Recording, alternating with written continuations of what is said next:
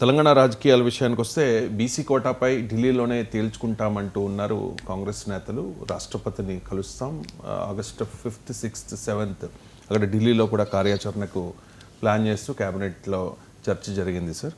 And ఈ BC రిజర్వేషన్ల మీద మోదీపై రేవంత్ యుద్ధానికి వెళుతూ ఉన్నారు. కారణం ఏంటి? అండ్ ఇది జాతీయ స్థాయిలో ఇంత ఇష్యూ చేయడం వెనుక కాంగ్రెస్ వ్యూహం ఏంటి సార్? జాతీయ స్థాయిలో ఇష్యూ చేయడానికి, ఎందుకంటే కాంగ్రెస్ పార్టీ మొదటి నుంచి కూడా ఇటీవల కాలంలో సోషల్ జస్టిస్ పాలిటిక్స్ ఎత్తుకుంది. సామాజిక న్యాయ రాజకీయం. ఈవెన్ 2024 ఎలక్షన్స్లో కూడా అదే ప్రధాన, అంటే హిందుత్వ పాలిటిక్స్, మోడీ నాయకత్వం బీజేపీకి ఒక కౌంటర్ నరేటివ్గా ఈ సోషల్ జస్టిస్ పాలిటిక్స్ను కాంగ్రెస్ పార్టీ మొదలుపెట్టింది. అందువల్ల 50% రిజర్వేషన్ల పరిమితి ఎత్తివేయాలని, కాస్ట్ సెన్సస్ జరపాలని, ఇలా రకరకాల పద్ధతుల్లో కాంగ్రెస్ పోరాడుతూనే ఉంది. ఆ స్కీమ్లో వస్తుంది తెలంగాణలో 42% రిజర్వేషన్.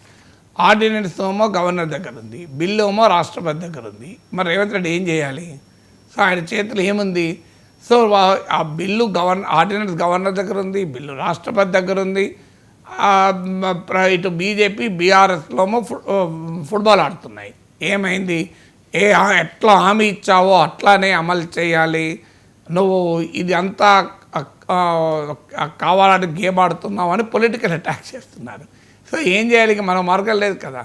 సో అందుకే ఆ యుద్ధాన్ని ఢిల్లీ దాకా తీసుకెళ్ళి ఆ రకమైన ప్రెషర్ పెట్టడం వల్లనన్నా ఈ బిల్లుకు మోక్షం తెచ్చుకోవాలని.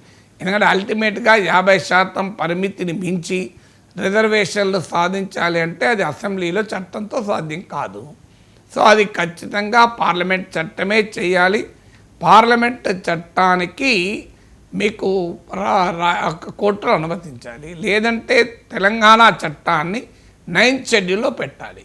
9th షెడ్యూల్లో పెట్టినా సుప్రీంకోర్టు సమీక్షించవచ్చు అని గతంలో తీర్పు చెప్పింది. సమీక్షించిన రోజు ఉంటే ఉంటుంది, పోతుంది. కనీసం 9th షెడ్యూల్లో ఎందుకు పెడతలేరని అడగదలుచుకున్నారు.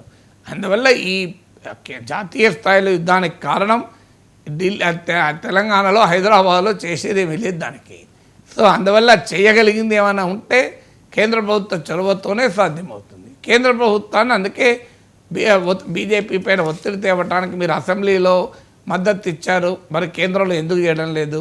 పార్లమెంట్లో బిల్లు పెట్టండి, కాంగ్రెస్ మద్దతు ఇస్తుంది అని రాహుల్ గాంధీని కూడా ఇన్వాల్వ్ చేసి ముప్పేట దాడికి మోడీ ప్రభుత్వం పైన రేవంత్ సిద్ధపడుతున్నారు.